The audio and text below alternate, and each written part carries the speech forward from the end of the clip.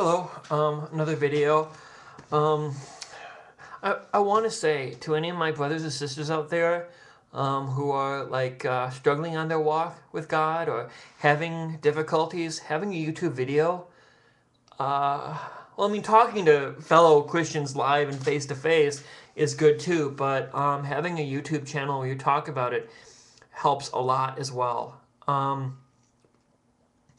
Those who have been following my videos know that I have three anxiety disorders. I have generalized anxiety disorder, I have social anxiety, and I have OCD, obsessive compulsive disorder. And sometimes I get hard on myself because I shouldn't be anxious because I'm a Christian. And I read 1 Peter 5, 7. Cast all your anxiety on him because he cares for you. And Philippians 4,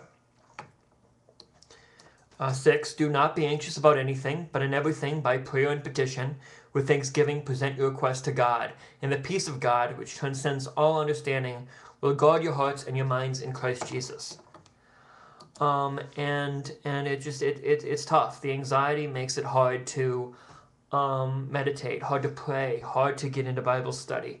And then I beat myself up, and it gets worse. And then, and I've been very anxious of late. Final exams, which I think I did okay in Spanish. I have a logic and psych exam on Tuesday. And I believe if you keep your anxieties bottled up, you're easy prey for the devil. And so that's one of the reasons why I have these videos, because it helps. And it shares my anxieties, and hopefully can share anxieties with other people. And productive anxiety is okay. Anxiety that actually produces stuff and helps stimulate and helps get you stronger. But when it's random anxiety that doesn't really go anywhere, that's when it's very toxic. And I'm very anxious about the world situation. I mean, those who watch my videos know that I am very frightened about Christian fundamentalism getting control of this country again. And I know that everything happens for a reason, that God has it all in control.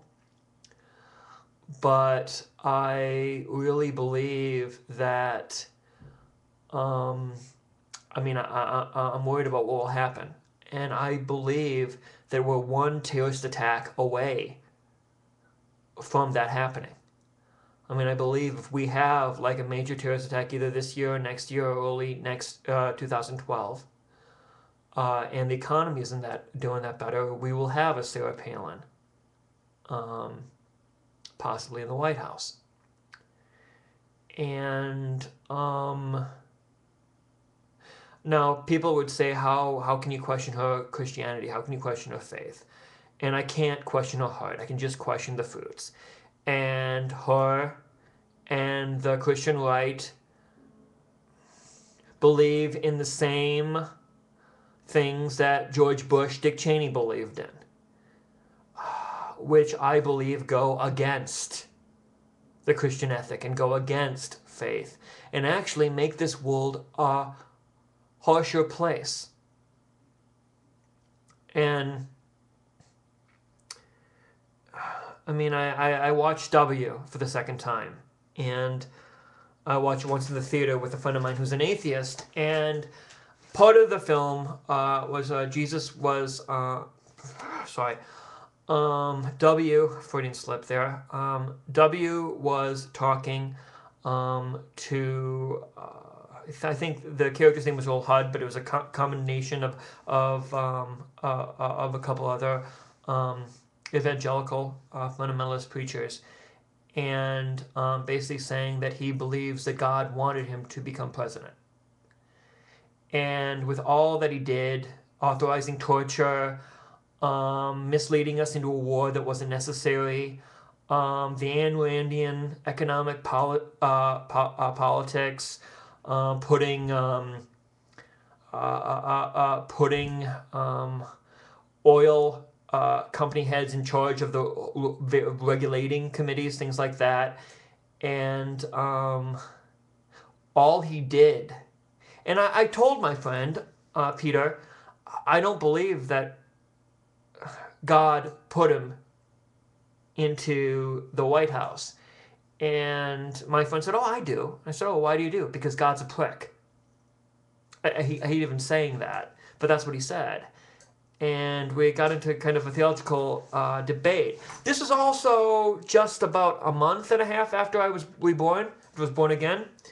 So, I mean, I'm a little stronger in my theological footing than I was back then. And I believe possibly God does put leaders in. And I think God also gives us enough rope to hang ourselves. And you can tell people by their fruits. And I keep saying that Bush's administration was not a very spiritually fruitful administration, with some minor exceptions. The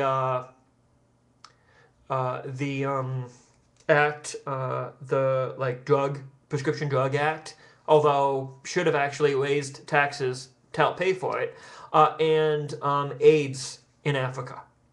But still, overall, I don't think it was a very fruitful administration. And especially coming from someone who said that Jesus Christ was his